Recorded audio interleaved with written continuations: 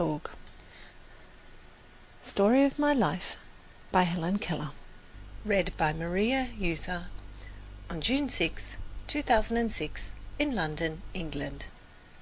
Dedicated to Alexander Graham Bell, who has taught the deaf to speak and enabled the listening ear to hear speech. From the Atlantic to the Rockies, I dedicate this story of my life. Chapter 1.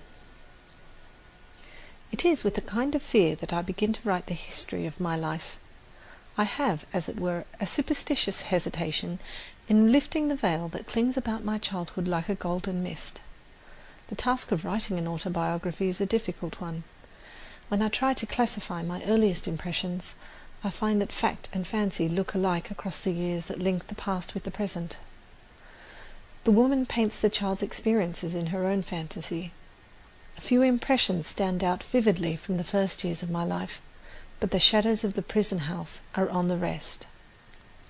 Besides, many of the joys and sorrows of childhood have lost their poignancy, and many incidents of vital importance in my early education have been forgotten in the excitement of great discoveries. In order, therefore, not to be tedious, I shall try to present in a series of sketches only the episodes that seem to me to be the most interesting and important. I was born on June 27, 1880, in Tuscumbia, a little town of northern Alabama. The family on my father's side is descended from Caspar Keller, a native of Switzerland who settled in Maryland. One of my Swiss ancestors was the first teacher of the deaf in Zurich and wrote a book on the subject of their education. Rather a singular coincidence, though it is true that there is no king who has not had a slave among his ancestors, and no slave who has not had a king among his. My grandfather, Caspar Keller's son, entered large tracts of land in Alabama and finally settled there. I have been told that once a year he went from Tuscumbia to Philadelphia on horseback to purchase supplies for the plantation, and my aunt has in her possession many of these letters to his family, which give charming and vivid accounts of these trips. My grandmother Keller was the daughter of one of the Lafayette aides, Alexander Moore, and a granddaughter of Alexander Spotswood, an early colonial governor of Virginia. She was also second cousin to Robert E. Lee. My father, Arthur H. Keller, was a captain in the Confederate Army, and my mother, Kate Adams, was his second wife and many years younger. Her grandfather, Benjamin Adams, married Susanna E. Goodhue and lived in Newbury, Massachusetts for many years. Their son, Charles Adams, was born in Newburyport, Massachusetts, and moved to Helena, Arkansas. When the Civil War broke out, he fought on the side of the South and became a brigadier general. He married Lucy Helen Everett, who belonged to the same family of Everetts as Edward Everett and Dr. Edward Everett Hale. After the war was over, the family moved to Memphis, Tennessee. I lived, up to the time of the illness that deprived me of my sight and hearing, in a tiny house consisting of a large square room and a small one in which the servants slept. It is a custom in the South to build a small house near the homestead as an annex to be used on occasion. Such a house my father built after the Civil War, and when he married my mother they went to live in it. It was completely covered with vines, climbing roses and honeysuckles. From the garden it looked like an arbour. The little porch was hidden from view by a screen of yellow roses and southern smilax. It was a favourite haunt of hummingbirds and bees.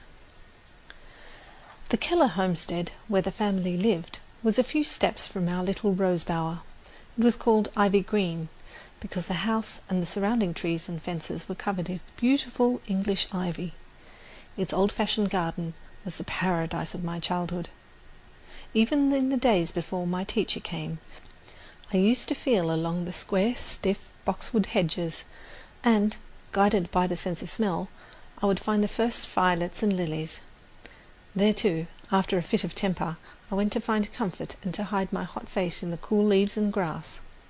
What joy it was to lose myself in that garden of flowers, to wander happily from spot to spot, until, coming suddenly upon a beautiful vine, I recognized it by its leaves and blossoms, and knew it was the vine which covered the tumble-down summer house at the farther end of the garden. Here also were trailing clematis, drooping jessamine, and some rare sweet flowers called butterfly lilies, because their fragile petals resemble butterflies' wings. But the roses, they were the loveliest of all. Never have I found in the greenhouses of the north such heart-satisfying roses as the climbing roses of my southern home. They used to hang in long festoons from our porch, filling the whole air with their fragrance, untainted by any earthly smell. And in the early morning, washed in the dew, they felt so soft, so pure, I could not help wondering if they did not resemble the asphodels of God's garden. The beginning of my life was simple, and much like every other little life. I came, I saw, I conquered, as the first baby in the family always does. There was the usual amount of discussion as to a name for me. The first baby in the family was not to be lightly named. Everyone was emphatic about that. My father suggested the name of Mildred Campbell, an ancestor whom he highly esteemed, and he declined to take any further part in the discussion. My mother solved the problem by giving it as her wish that I should be called after her mother, whose maiden name was Helen Everett. But in the excitement of carrying me to church, my father lost the name on the way, very naturally, since it was the one in which he had declined to have a part. When the minister asked him for it, he had just remembered that it had been decided to call me after my grandmother, and he gave her name as Helen Adams. I am told that while I was still in long dresses, I showed many signs of an eager, self-asserting disposition. Everything that I saw other people do, I insisted upon imitating. At 6 months I could pipe out, "How d'ye?" And one day I attracted everyone's attention by saying tea, tea, tea, quite plainly. Even after my illness I remembered one of the words I had learnt in these early months. It was the word water, and I continued to make some sound for that word after all other speech was lost. I ceased making the sound wah wah only when I learned to spell the word. They tell me I walked the day I was a year old. My mother had just taken me out of the bathtub and was holding me in her lap, when I was suddenly attracted by the flickering shadows of leaves that danced in the sunlight on the smooth floor. I slipped from my mother's lap and almost ran towards them. The impulse gone, I fell down and cried for her to take me up in her arms.